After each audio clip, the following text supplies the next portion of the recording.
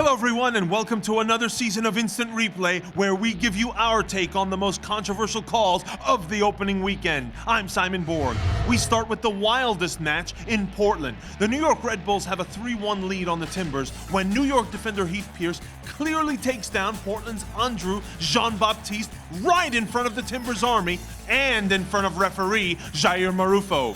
Looked like a clear PK to me. Staying in the Northwest, I say there should have been another PK called in Seattle. You see Montreal's Hassoun Kamara making a reckless challenge on Eddie Johnson in the box. His first lunge not only fouls EJ, but he also whiffs on the ball. Only on the second attempt, after he's already fouled Johnson, does Kamara nick it. Now, we have the benefit of slowing it down, but you can see how in real time this may have looked like a clean tackle to the referee. No chance for a Sounders PK in first half injury time. Seattle's Steve Zakuani gets a shot off in the box, and he's calling for a handball on Montreal's Davy Arnaud. But Arnaud's arms are tucked in, and the ball makes contact with his shoulder and back. Referee Silvio Petrescu has a clear view of this one. There was another penalty shout in the LA-Chicago match on Sunday. The Galaxy are up 1-0, and Robbie Keane goes down in the box in the 57th minute. Let's look at it again. Fire defender Stephen Kinney clearly tugs on Keane's jersey and holds him back as the Galaxy captain is racing in on goal. While Keane goes down somewhat easily, I call that one a PK. Keane got the benefit of the doubt from assistant referee Anthony Vasoli on the goal that capped their 4-0 win. The angle is tough, but it would appear that Keane is slightly ahead of Chicago's Jeff Lorenowitz when Omar Gonzalez heads the ball down. The night before at the Home Depot Center, Chivas USA wanted a PK in the 28th minute when Julio Morales rounds Columbus goalkeeper Andy Grunenbaum and then goes down. I think it was a good call and a courageous one by referee Chris Penso. Morales goes out of his way to seek out the contact. Good eye, ref.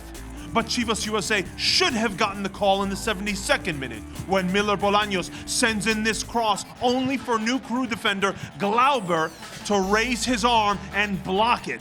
A clear PK to me, even though Chris Penso waves it off. The Houston Dynamo earned a penalty that, in my opinion, should not have been called toward the end of the first half against DC United. Houston's Ricardo Clark is judged to have been fouled by DC's Chris Core. But if there's any foul, and I'm not sure there was any, it happened outside the box. The TV angle shows it clearly here.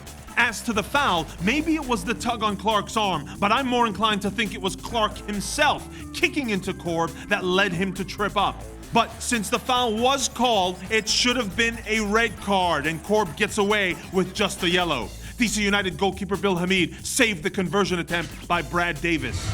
Lastly, something new for us to look at this year. The MLS Disciplinary Committee is cracking down on mass confrontation in matches. And we have a case in point in the 82nd minute in Seattle. Eddie Johnson thinks Hassoun Kamara is time wasting after taking a blow to the head. And 4 Montreal players want EJ to back off. The referee is also involved. The new league rules clearly state that mass confrontation counts as, quote, 3 or more individuals from the same club toward any member of the opposing club and engaging in either a physical or verbal confrontation. I wouldn't be surprised that there's a warning here for the impact. There was a budding mass confrontation around referee Mark Geiger in the 51st minute of the match between Sporting and the Union. Philly were protesting a blatant handball by Sporting's Matt Beasler that probably should have received a caution card, but you see how Philly's Shannon Williams is trying to defuse the situation, and goalkeeper Zach McMath is about to join the conversation, but then stops short. The message from the league has clearly gotten across. And lastly, you wonder if the disciplinary committee will do anything about an instance like this. Rapids manager Oscar Pareja motioning to the 4th official and to the referee himself that the referee needs glasses. Yes, MLS coaches protest decisions all the time, but does this dissent cross the line? That's all we have for this week. We'll see you next time.